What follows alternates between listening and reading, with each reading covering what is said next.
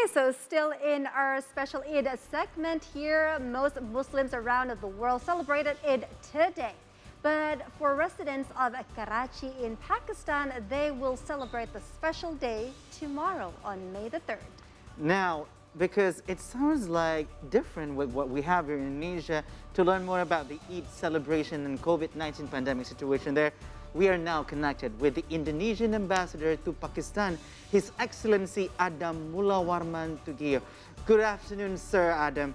Could you describe the current situation there in Pakistan? Good afternoon. Well, thank you very much, Hirsa, Hans, and Rama for inviting me. Certainly, it's a pleasure for me to join you during these special days while we celebrate the Eid Mubarak to all of you. Certainly, thank you, sir, also for you. And can you describe to us how is it there in Pakistan during this upcoming Eid celebration tomorrow?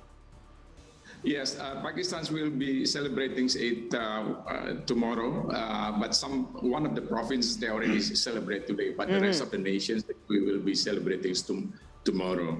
And the custom of Pakistan is a bit unique in terms of preparations of Eid Mubarak, because people like Indonesia, the festivities start, pray Eid Mubarak. People flocks to the shopping center festivities. Right. And one thing, in addition to going shopping, one thing, the differences in Pakistan's. The ladies and the women, they are using the opportunity to put henna in their hand, their foot, and also they wear bangles. And then they're trying to match the bangles with the dress, and also with the henna. So this is one of the festivals which is very unique in Pakistan in preparing the Eid. So that's very unique, and I think.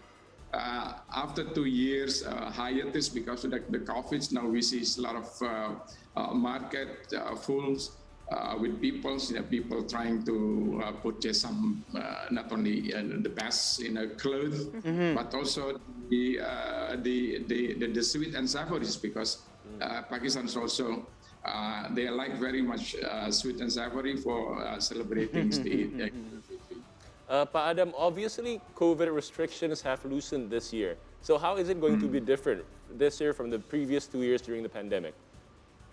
Yeah, in the last 2 years, I think like many other countries in the world were, practicing social distancing, also imposing a lockdown. We call it a smart lockdown because it is not nationwide. Lockdown on the areas whereby the COVID cases were spiking, and then the government imposing a lockdown. But in the last, 4 months, the government already relaxing the COVID measures. People are really traveling, a part of the countries, and even the national the special authority like Satgas Indonesia already ceased to exist in the last 2 months. The government, I think we hear the cases very low. 46 populations already fully vaccinated, and the cases is very low at the moment, last 3 months. So the government then decided to relax, put more relaxations in terms of the COVID. But I think people here, like in Indonesia, they also observe the COVID requirement. For instance, before they go to the shopping centers, they have to show the COVID certificate and also wear a mask in usually in the market or congested area whereby there's a lot of people. So people are really aware of trying to respect or to faithfully adherence to the COVID measures.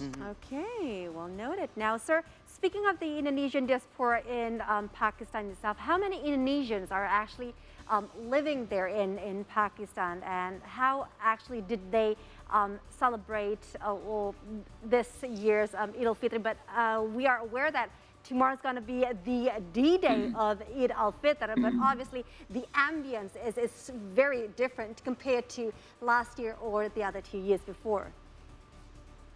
Yes, Ramas, you correctly mentioned that because we've been in 2 years that there were no activities, in celebrating Idulfitri or Eid Mubarak here. So people are very enthusiastic to celebrate this year's, and it is also applicable to the Indonesian diaspora here. We have around 1,000 Indonesian diaspora living, in Pakistan. Like 70% are students. The rest is mixed marriage, and out of that, 50% of the students, they are studying in Islamabad. So it's a huge number, close to 300 students are studying in Islamabad. So we've been working together with them in celebrating Ramadan. We have a ngabuburit program, twice a week. We have a dialogue. We invited ulama from Indonesia to have discussions with them. But for the Eid celebration this year, since mindful that although the situation is getting improved, but the embassy we allow them to organize what they call the Mudik goes to Islamabad. So the ideas come from the students. The students organize this event. So we just allow them to use the facilities that we have. But the embassy itself, we don't organize an open house because we are fully aware that we should be cautious also in terms of trying to prevent the COVID once we finish the celebrations. But that's the students that have initiative. They want to celebrate this after two years of hiatus. So we get them. We provide some of the facilities and also support them, while simultaneously also reminding them to once again to adhere to the COVID protocol. Yes. But very glad to hear that. But this morning, sir, we spoke to some people from the other parts of the world. We spoke to our friends in Australia and also the Consulate General in Canada and probably in the Philippines, where Muslims are actually minority. But both Indonesia and Pakistan is a Muslim majority country. Is there any differences in celebrating Eid al-Fitr like there in Pakistan with our tradition here in Indonesia? Well, the tradition is the same. It's like Hilal, or nights before the Idulfitri, like last night. The ulamas then moon sightings to see to determine the first day of Shawwal, and the traditions of visiting families or families reunions also the same here.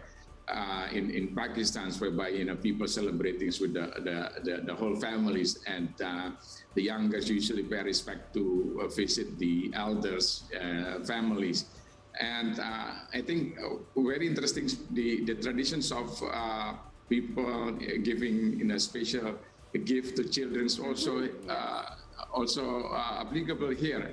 We call it the AD, whereby usually elders we give money to children, and like in Indonesia, people usually go to the bank to get a crispy new notes. Oh, we like that. Yeah, notes, crispy notes. So almost the same. But one thing, like I mentioned previously, one thing that probably make difference between Indonesia and Pakistan in terms of traditions, because women usually wear more colorful costumes, and they put a lot of henna in the hands, and also put a lot of bangles. So this is some things that you see in the pictures. They are very colorful. Yes. The Yes. also very colorful.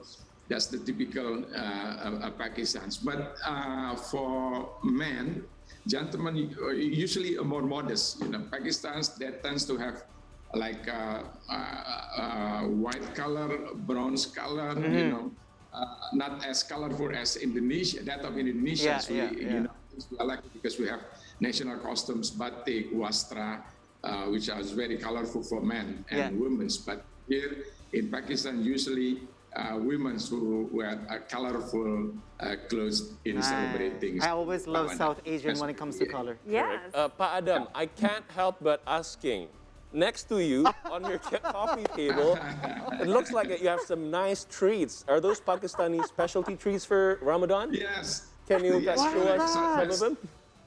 Yeah, this is something special in Pakistan.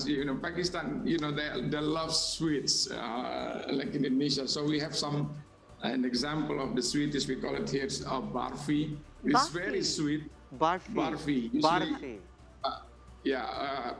this is very sweet. Usually people, while there's sheep tea, Pakistan, they love black tea. It's very bitter tea. Sometimes they put milk to become chai. And if those who don't like or have some problems with the milk, so usually black tea, then this barfi will accompany tea. So this very delicious. It's very sweet, and also we have gulam jaman. This is also very sweet. This I'm familiar with. Yeah, this is it's very sweet. It is like in Indonesia probably like kolak. Biji salak. Biji salak, but like even more sweet. Kolak like kolak biji salak. Right. But it's made of rice and flavors. But in terms of the sweetness. It is probably double or triple. Oh dear. Oh no. Caution. Yes, very sweet. And this is also the same like a barfi. And now in Pakistan, they have traditions of exchanging these sweets, like Indonesia, hampers, people, Yes, that's right. So this is the kind of hampers that usually people, trade in during Idulfitri and Ramadan. Nice. Right. Thank you so very much, Your Excellency. It is Indonesian Ambassador Pakistan. Oh yeah, We would we love will actually make our way there to Pakistan. Oh, yes, we would. Yeah. We would. Thank you so much, very much, Sir Adam. Inshallah, if we have, time and also there's connection, we can always go there, and inshallah, we can see you. Thank you once again. Thank you so much. Sir Bahut Adam, bahut thank shukriya. you. Eid Mubarak Thank you, to you and also Shukriya. your Thank you so family. very much once again. Thank you so very much. Once again, happy Eid Mubarak to all of you. Happy Thank Eid you very Mubarak, much. sir. You as well.